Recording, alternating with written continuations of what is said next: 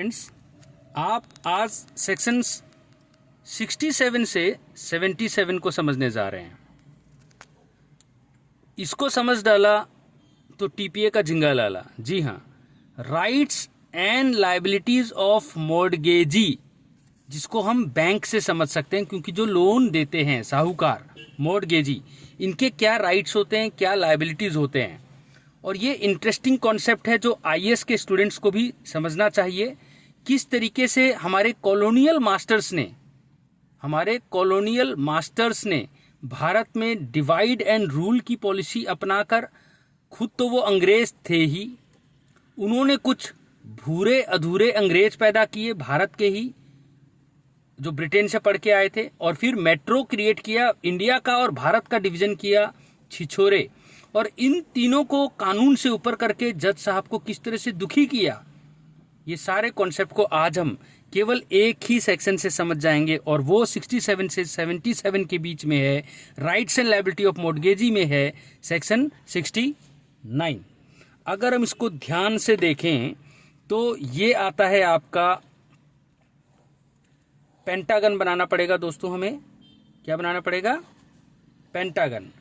ये पेंटागन में आपको दिख रहा है ये पांच में हम इधर से आएंगे फर्स्ट, ठीक है, और फिर सेकंड, थर्ड, फोर्थ और ये फिफ्थ। इसमें सबसे इंपॉर्टेंट है दोस्तों ये फर्स्ट। और इस फर्स्ट में अगर मैं आपको दिखाऊं तो एक ट्राइंगल मैंने बनाया, ठीक है। ट्राइंगल का मतलब ये, अगर ये फर्स्ट पार्ट है तो ये इसका ए है, ये इसका बी है और ये इसका सी है। हमने अब यहां पर वापस आप देखें, हमने ए फॉर क्या बोला था? अंग्रेज, बी फॉर क्या बोला था? भूरे अंग्रेज, और सी फॉर क्या बोला था? छिछोरे अंग्रेज। समझ आया? यानी कि 69 के 1 के ए बी सी में अंग्रेजों ने किस तरीके से इस देश में कोर्ट को दुखी करते हुए अपने आप को अंग्रेज बैंक बोलते थे, साहूकार बोलते थे, हमारे गरीबों को उधार देने के बहाने उनकी जमीनें मॉर्गेज कर लिया करते थे, और फिर जब वो पैसा नहीं दे पाते थे उनको डिफॉल्टर बोल देते थे। और इन डिफॉल्टर्स, आपको पता है, once a mortgage always a mortgage, nothing but a mortgage, almost mortgager के फेवर में ये कॉन्सेप्ट था। लेकिन जहां आज हम पढ़ रहे हैं 69, आपको इसकी हालत ऐसी होती हुई दिखेगी। और वो क्यों, वो हम यहां समझेंगे। मगर ये प्रिविलेज अंग्रेजों ने खुद को दिया था, कुछ ऐसे ब्रिटेन से पड़े हुए भूरे अंग्रेज जो आज सरकार चला रहे हैं उनको दिया, और फिर जो मेट्रो हैं जैसे कैलकाटा, मद्रास, दिल्ली, उनको दिया, यानी सी फॉर छिछोरे अंग्रेज। पहले हम इसी कॉन्सेप्ट को समझते हैं। ये कहता है जज साहब, आपके पास हम नहीं आएंगे अगर कोई हमारा भारत का डिफॉल्टर तैयार हो गया, हम straight away without intervention of the court हम प्रॉपर्टी को बेच देंगे। अरे हाहाकार मच गया। लेकिन विद्रोह ना हो जाए इसके लिए अंग्रेजों ने फिर, आपको मैंने बताया, कैरेट एंड स्टिक पॉलिसी को अपनाया।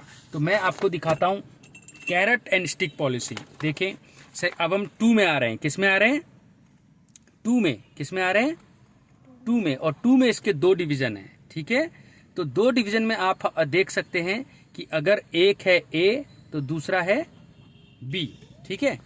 और कैरेट एंड स्टिक पॉलिसी में इसको हम हरा बोल देंगे, ठीक है। और ऑलरेडी हमने इसका नाम रखा था सेकंड प्रोविजन। तो कैरेट एंड स्टिक पॉलिसी में ये जो एक है कैरेट, क्या है, और एक है स्टिक, तो यहां पर अब हम पढ़ेंगे स्टिक पॉलिसी, ठीक है। ये स्टिक है, क्या है ये? स्टिक, ठीक है। अब ये स्टिक का कलर ब्राउन होना चाहिए, तो हमें ब्राउन कलर दिख नहीं रहा है, तो इसीलिए अब हम इसको लेकिन कोशिश करेंगे कि ब्राउन से स्टिक पॉलिसी को समझें। डंडा मारेंगे, ठीक है। अब मैं अगर बोलूं कि ये डंडा तो सिंपल डंडा है, भैया ये तो चाबुक है, चाबुक। ये है स्टिक पॉलिसी। लेकिन जब हमने कैरेट खिलाना होगा तो हम किस में ले जाएंगे? थर्ड पार्ट में। यहां पर है, ये क्या है? कैरेट। क्या है ये? कैरेट, ठीक है। इसमें तो फिर 2 डिवीजन है, ठीक है। ब्राउन कलर से हम दिखा रहे हैं, इसमें 2 डिवीजन है, ए और बी, डंडा और चाबुक। इसका ये मतलब है कि जो भारत का बेचारा बुधिया है, जिसने पैसे लिए हैं, उसको एक नेचुरल जस्टिस तो दे दो ताकि दंगे ना हो जाएं। तो वो एक नरम सुरुख अपना रहे हैं थोड़ा सा कैरेट का, और 3 महीने का उसको क्या दे दो, नोटिस दे दो। अगर वो 3 महीने बाद भी पैसा नहीं देता, कौन सा, प्रिंसिपल अमाउंट, इसको हम बोलेंगे प्रिंसिपल अमाउंट। यानी मान लो उसने 1 लाख का उधार लिया था जिसपे कि 10,000 का ब्याज था, मूल और ब्याज। तो 1 लाख रुपये भैया 3 महीने के अंदर चुका दो, नहीं तो हम आपकी प्रॉपर्टी को बेच देंगे। और क्योंकि हम अंग्रेज हैं, भूरे अंग्रेज हैं, छिछोरे अंग्रेज हैं। भूरे अंग्रेज का मतलब है सरकार, भूरे अंग्रेज का क्या मतलब है, सरकार, और ये है अंग्रेज, ठीक है, यानी कि इंग्लिश मॉर्गेज। ये क्या है, अंग्रेज मतलब इंग्लिश मॉर्गेज, जैसा कि 58 के ई में, ई फॉर इंग्लिश मॉर्गेज में डिफाइंड है। और तीसरा छिछोरे अंग्रेज का मतलब है कैलकाटा, मैड्रास और बॉम्बे। और इसके अलावा समय समय पर सरकार जो नए नए छिछोरे अंग्रेज तैयार करती है मेट्रो के नाम पर, चाहे आज का दिल्ली है वो, चाहे कोचीन है, ये नए नए जो सरकार करते जाएगी। इन तीनों जगह में आप देखते हो भारतीयता मिसिंग है। ये तीनों अपने आप को भारत का सरकार, कहाँ से भारत की सरकार भारतीय है, ठीक है, सबसे ज्यादा एक्सप्लॉइटर आज यही है। लेकिन ये दोनों फिर भी क्वालिफाइड है, ये अनक्वालिफाइड है। अंग्रेज अपने आप को तो बिल्कुल अनक्वालिफाइड रखते हैं, यानी ये अनक्वालिफाइड राइट है और ये क्वालिफाइड राइट है। ये क्वालिफाइड कैसे है कि जो मॉर्गेज डीड बना उसमें एक्सप्रेसली ये लिख दिया जाएगा कि जब तू डिफॉल्टर बना तो बिना कोर्ट की परमिशन के हम उस चीज को बेच देंगे।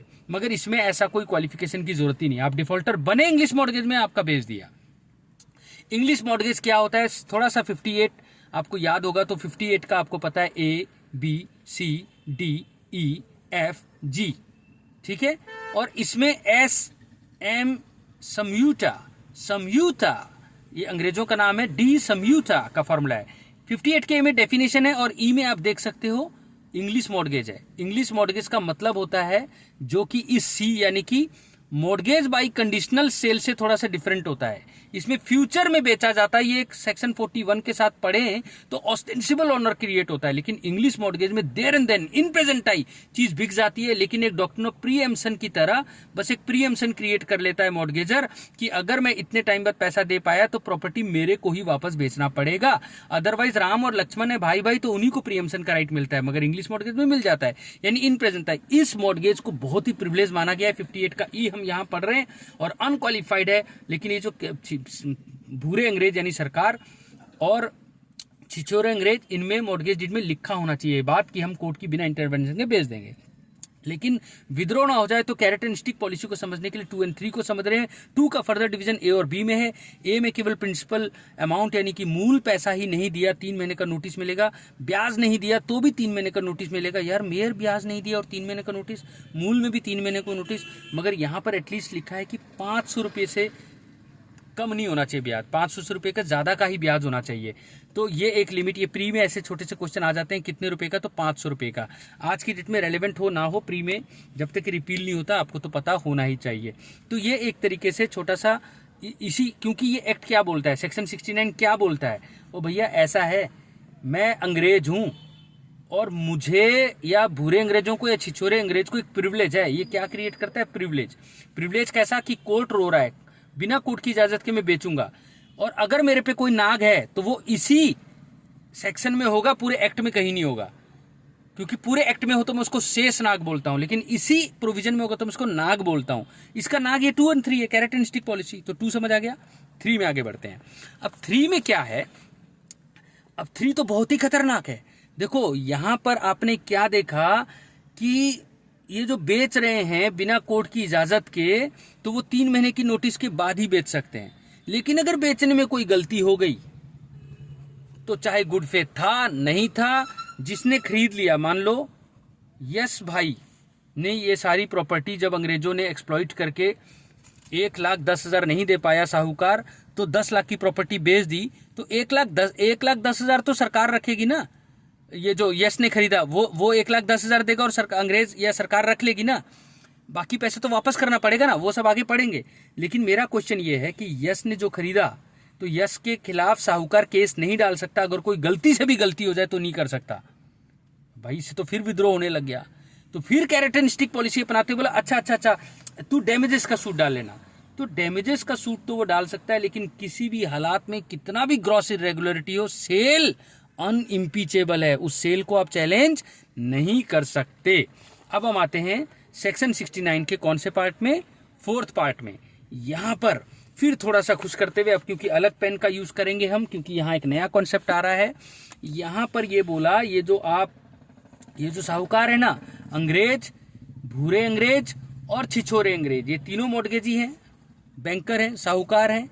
ये भैया 10 लाख की प्रॉपर्टी केवल 1,10,000 के एवज में बेच दें तो भाई इतने बाकी जो रुपये हैं इसके लिए ट्रस्टी बन जाएंगे। ये भ्रष्टी ना हो जाएं, ये भ्रष्टी ना हो जाएं तो ये ट्रस्टी बन जाएं। इसको जूम करते रहना कैमरामैन, ताकि अगर ये है तो वो दिख जाए हमारे ऑडियंस को। तो मॉर्गेजी को क्या बना दिया फोर्थ पार्ट ने, ट्रस्टी बना दिया। और इसको एक वो बता दिया, 1 2 3 ब्रह्मा विष्णु महेश। कैसे पैसे को आपने, सबसे पहले ECE बल्ब, बाबा CCE बल्ब, तो ECE बल्ब तो नहीं है, CCE बल्ब है यार। जो चीज बिकी ऐसे बिक जाती है, पब्लिक ऑक्शन हो रहा है, चाय पिलाना पड़ता है, पब्लिक ऑक्शन में लोग आते हैं, कई बार अटेम्प्ट सेल होता है और कोई हाईएस्ट बिडर नहीं मिलता तो अगला दिन फिक्स करना पड़ता है। इन सबका खर्चा कौन देगा? तो सबसे पहले तो ये खर्चे निपटाओ, सबसे पहले तो ये खर्चे निपटाओ। और उसके बाद मॉर्गेज का जो मनी है 1,10,000, 1,10,000 वो ले लो। और फिर भी जो पैसा बच गया रेजिडोरी, वो रेजिडोरी साहूकार भारत के गरीब इंसान को वापस कर दो। पर आपके मन में क्वेश्चन आएगा, सर सर सर क्या केवल यही 3 लोग होते हैं? ऐसा भी तो हो सकता है, जिस बेचारे अपने भारत का पैसा बेचा, जिस बंदे का 1,10,000 जिसने ब्याज लिया, वो तो गरीब बुधिया, उसकी पत्नी का भी तो मेंटेनेंस उसी से आ रहा था ना। अरे हाँ यार, एक और बंदा यानी यहाँ हो सकता है। ये एक बंदा ये सेक्शन कवर नहीं करता, इसके लिए कहता है मेरे को 57 के साथ पढ़ो। अब ये 57 क्या है, इसको मैं इस पेज में नहीं समझा पाऊंगा, इसके लिए मुझे एक नया पेज लेना पड़ेगा, फिर हम इस पेज पे लौट के आएंगे। लेकिन पहले इसको खत्म कर लेते हैं, फिर 57 को देखते हैं। पहले इसको खत्म ही करते हैं, ये याद रखना। हाँ, इन CMR 1 डिग्री, 2 डिग्री, 3 डिग्री से पहले भी 1 डिग्री है, और ये इन तीनों के बियॉन्ड है। और इसीलिए सबसे पहले 57 के अंदर आपको डिक्लेयर करके देना पड़ेगा। या 57 एक डिक्लेरेशन है कि भैया ये जो प्रॉपर्टी थी 10 लाख की, ये फ्री है बिकने के लिए, ताकि यश भाई उसको खरीद सकें। यश सरदर थोड़ी खरीद रहा है, यश तो कोर्ट ऑक्शन में, यानी कोर्ट तो इधर आई नहीं रही, कोर्ट के बिना इंटरफेरेंस के उन अंग्रेजों से, भूरे अंग्रेजों से, छिछोरे अंग्रेजों से कोई प्रॉपर्टी खरीद रहा है, तो वो उस पर कोई इनकम्बरेंस ना हो, इसके लिए पहले 57 का बोझा उतारो, और फिर बोझा उतारो CCE का, फिर MM मॉर्गेज मनी, फिर रेजिडरी उसको वापस कर दो। इस पर्पस के लिए मॉर्गेजी क्या होगा, ट्रस्टी। 57 को समझने से पहले हम कहाँ आ रहे हैं, 5 में। 5 केवल ये कहता है कि भैया ये जो हमने एक्सप्लॉइट करने को, भारत को डिवाइड करने का एक डिवाइड एंड रूल का पॉलिसी बनाया है 69 में, ये रेट्रोस्पेक्टिव नहीं होगा। एटलीस्ट यहाँ पर एक राहत दी कि जब से हम आए हैं तब से हम इसको एक्सप्लॉइट करेंगे, पिछला डेट में जो हो गया हम उसको डिस्टर्ब नहीं करेंगे। ये तो आपका पूरा समझ आ गया। अब मैं आगे बढ़ रहा हूं, क्योंकि 69 अधूरा है, इसको समझने के लिए आपको 57 समझना पड़ेगा। क्योंकि 69 का जब आपने फोर्थ पार्ट पढ़ा, कौन सा पार्ट पढ़ा, फोर्थ पार्ट, तो आपने क्या देखा, आपने फोर्थ पार्ट में देखा कि एक गणित है। क्योंकि मॉर्गेजी जो है, जो ये मॉर्गेजी, ये 3 तिकड़ी मॉर्गेजी थे ना, कौन से 3 मॉर्गेजी थे बताओ, यानी अंग्रेज, भूरे अंग्रेज, छिछोरे अंग्रेज। तो इन तीनों को ट्रस्टी बना दिया। क्योंकि वैसे तो हॉब्सन चॉइस था, आपने यहाँ देखा था, मैं आपको फिर से दिखाता हूँ। आपने यहाँ पर क्या देखा भाई, हॉब्सन चॉइस है। यस ने, जिसने ये प्रॉपर्टी खरीदी और 1,10,000 रुपये दिए, प्रॉपर्टी का पूरा वैल्यू दिया होगा ना, 10 लाख है तो 9 लाख का तो बिका ही होगा। तो 9 लाख का बिका, उसमें से 1,10,000 ये अपना नहीं रखेगा, पहले CCE चुकाएगा, फिर MM चुकाएगा, फिर रेजिडरी वापस करेगा। इस पर्पस के लिए ट्रस्टी है। लेकिन उन सबसे पहले एक और सेक्शन 57 का भार, जो बुधिया की पत्नी सुधिया जो है, उसका बोझा भी तो उतारना है। वो 57 अभी हम समझेंगे, लेकिन उससे पहले आप ये समझें कि आपने क्या देखा कि कैरेट एंड स्टिक पॉलिसी के अंदर भैया डंडा और चाबुक, यानी प्रिंसिपल मनी 3 महीने तक नहीं दिया डिफॉल्टर ने तो बेच दो, केवल ब्याज नहीं दिया 3 महीने तो भी बेच दो, प्रिंसिपल मनी बाहर में गया, भैया तो चाबुक है तो डंडा नहीं है। फिर आपने क्या देखा, गलती से भी गलती हो जाए तो कोई चक्कर नहीं, डैमेजेस के सूट के अलावा आपके पास कोई भी रेमेडी नहीं है। इतना बड़ा प्रिविलेज इन अंग्रेजों ने अपने को खुद को तो दिया ही दिया अनक्वालिफाइड, अपने जो फॉलो कर रहे थे, जैसे ये जो भूरे अंग्रेज हमारे सरकार है और जो छिछोरे अंग्रेज हमारी मेट्रो के हैं, उनको अनक्वालिफाइड तो नहीं पर क्वालिफाइड राइट दिया। एटलीस्ट मॉर्गेज में लिखा हुआ होना चाहिए कि हाँ आप बिना कोर्ट की इजाजत के ऐसा बेच सकते हैं। इस तरह इन्होंने डिफॉल्टर्स के नाम पर भारत की रीढ़ की हड्डी तोड़नी शुरू की थी। लेकिन मैं आपको क्या बताना चाहता हूं, इसमें जब आपने 69 का 4 पढ़ा तो इसमें 57 का कॉन्सेप्ट आया। उस 57 के कॉन्सेप्ट को आज हम समझ रहे हैं कि भैया ये जो 3 चीजें आपको मैंने बताई थी 69 के 4 में, CMR यानी कॉस्ट है ना, चार्ज, ये सब हटा दो, फिर मॉर्गेज मनी, फिर रेजिडुअरी, मगर इससे ऊपर भी एक चीज है और वो ऊपर से एक चीज है बुधिया की सुधिया का अधिकार। बुधिया की सुधिया यानी उसकी पत्नी का भी तो एक प्री एग्जिस्टिंग राइट है ना मेंटेनेंस का। तो उसके लिए 57 को कैसे इन्होंने तोड़ा उसको समझने के लिए मैं तीसरे पेज में ले जाता हूं। अब हम समझेंगे 57, क्या समझेंगे अब हम? सेक्शन 57 बहुत आसान है और मैं इसके लिए पेन लूंगा रेड और 57 को समझाऊंगा जो कि 69 को कंप्लीट कर देगा। और इसको समझने के लिए भी हम एक डायमंड का सहारा लेंगे। ठीक है, ये डायमंड कभी किसका हुआ करता था? भारत का, और इसको चुरा लिया अंग्रेजों ने, बेच दिया बिना कोर्ट की इंटरफेरेंस के। लेकिन पत्नी का भी तो इंटरेस्ट था इस डायमंड पे। तो इसमें देखा जाए तो कितने हैं? बोलो ए, बोलो बी, बोलो सी, बोलो डी और बोलो ई। तो देखो सी से है चंद्रगुप्ता का न्याय, B4 है बोझा, B4 है बोझा फ्री, B4 क्या है? बोझा फ्री। सी क्या है? चंद्रगुप्ता का न्याय, चंद्रगुप्ता का न्याय, ऐसे आपको याद हो जाएगा। D4 देखो आसान है, deemed decree, D4 deemed decree, तो आप अपील कर सकते हो। और E4 भाई, E4 तो आपको पता है इंग्लिश कहाँ बोली जाती है? हमारे कोर्टों में, हाई कोर्ट में और डिस्ट्रिक्ट कोर्ट में, और कोई और कोर्ट भी जो स्टेट गवर्नमेंट तय कर दे। ठीक है, तो अब ये सारी आप बातें आपको समझ आ गई। B4 बोझा फ्री कर दो। ये बोझा फ्री के लिए एक डिक्लेरेशन की जरूरत पड़ती है। क्या करनी पड़ती है? डिक्लेरेशन। क्यों? क्योंकि 69 के 4th पार्ट में आपने देखा CMR, ये बेसिकली CCE का बल्ब था, फिर MM मॉर्गेज मनी, फिर रेजिडुअरी, मगर उससे पहले भी कोई बोझा था, इनकम्बरेंस था, वो इनकम्बरेंस 57 का था। और उसको समझने के लिए हम इस तरह समझ रहे हैं कि इसको जब तक बोझा फ्री नहीं करोगे तब तक ये कैसे बटेगा? 1 डिग्री, 2 डिग्री, 3 डिग्री, मगर ये बियॉन्ड डिग्री का ही हीरे को सबसे पहले उसकी पत्नी का जो पैसा है ये सब उनको कैसे करेंगे? तो एक डिक्लेरेशन देना पड़ेगा। डिक्लेरेशन कैसे देना है इस चीज को समझने के लिए आपको ए में जाना पड़ेगा। और ए को अगर हम ध्यान से देखें तो इसमें डिवाइड किए हुए हैं 2 पार्ट, 1 पार्ट और 2 पार्ट। इस वाले पार्ट में अगर हम देखें तो ये कहता है बुधिया की पत्नी सुधिया, या फिर मान लो कोई बुधिया का किराएदार है दुधिया, तो वो दुधिया जो है वो डिटर्मिनेबल है, यानी कि उसको आप कैलकुलेट कर सकते हैं। यानी कि एक लिक्विडेटेड, L फॉर लिक्विडेटेड, ये है जिसको आप अनलिक्विडेटेड। ठीक है, तो अब देखो यहां पर लिक्विडेटेड में आपको इतना रुलाया है, यानी कि आपको कोर्ट में पैसा जमा कराना है। किसको? वो जो गरीब आदमी जिसकी ये हीरा बेच रहे थे यहाँ 1 डिग्री, 2 डिग्री, 3 डिग्री, उसको सबसे पहले कोर्ट में वो पैसा जमा कराना पड़ेगा जिससे सुधिया का मेंटेनेंस का पैसा चुक जाए, दुधिया का अपना कोई डिटर्मिनेबल इंटरेस्ट चुक जाए, और यहाँ गुदिया का जिसको डिटर्मिन नहीं किया सकता ऐसा कोई कैपिटल है तो वो चुक जाए। तो सुधिया के केस में जहां डिटर्मिनेबल है इतना रुलाया, गुदिया के केस में और ज्यादा रुलाएगा। ये किसको रुला रहे हैं? ये भारत का वो गरीब सुधिया है, ये बुधिया है, ये जिसको हम रुला रहे हैं। ठीक है, तो ये बुधिया को देखो कैसे रुलाएंगे, अब हम उसको समझते हैं। ठीक है, तो आप ये देखते हैं कि सबसे पहले आपको याद ही होगा कि आपने एक कॉन्सेप्ट पढ़ा था 83-84 का, जिसमें कि जब मोर्टगेजी स्मार्ट बने तो मोर्टगेजर कहां जाए? कोर्ट में पैसा जमा करा दे। ये था डिपॉजिट इन कोर्ट। क्या कॉन्सेप्ट था? डिपॉजिट इन कोर्ट, जैसा कि रेंट एक्ट में भी होता है सेक्शन 20 से 23 हिमाचल प्रदेश के रेंट एक्ट में, मगर यहाँ 57 में है पेमेंट इन कोर्ट। तो आज जो हम ये कॉन्सेप्ट पढ़ रहे हैं 69 के 4 के कारण हमें 57 पढ़ना पड़ रहा है, ये है पेमेंट इन कोर्ट। और ये पेमेंट इन कोर्ट क्या है? इसका पहला पार्ट में आपने देखा कि जहां उसकी पत्नी का प्री एग्जिस्टिंग कोई राइट है, उसका कोई टेनेंट है, उसका दुधिया का डिटर्मिनेबल इंटरेस्ट है और गुड़िया का अनडिटर्मिनेबल इंटरेस्ट है, उन जगह से सारा जो है वो आप यहाँ देख सकते हैं, इस डिग्री में उसको रुलाएंगे हम।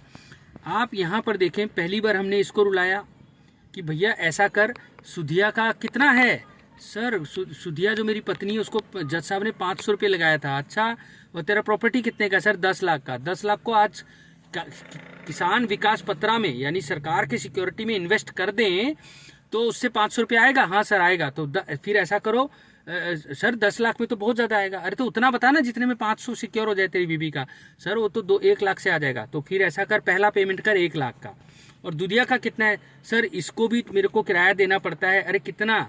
सर इसको देना पड़ता है 1000। तो इसके लिए कितना ब्याज वो जमा कराएं? तो सर 2 लाख अगर जमा कराएं तो उसका ब्याज, अरे चल फिर 2 लाख। अब देख रहे हो बढ़ रहा है ना, 1 लाख 2 लाख। अरे सर इसका तो पता ही नहीं है, अनडिटर्मिनेबल है। ओहो, फिर तो ऐसा कर 3 लाख। अरे देखो अभी और उला दिया, रो रहा है। लेकिन एक जगह इसको खुश कर दो कि इन्वेस्टमेंट तो डेप्रिशिएट होता रहता है। जो आज 1 रुपये का 2 रुपये मिलेगा, कल को 1 रुपये का 4 रुपये भी नहीं मिलेगा, मतलब 4 पैसा भी नहीं मिलेगा। उस चीज में आप बेचारे इस बुधिया को दुखी नहीं कर सकते। इतनी बात समझ आ गई।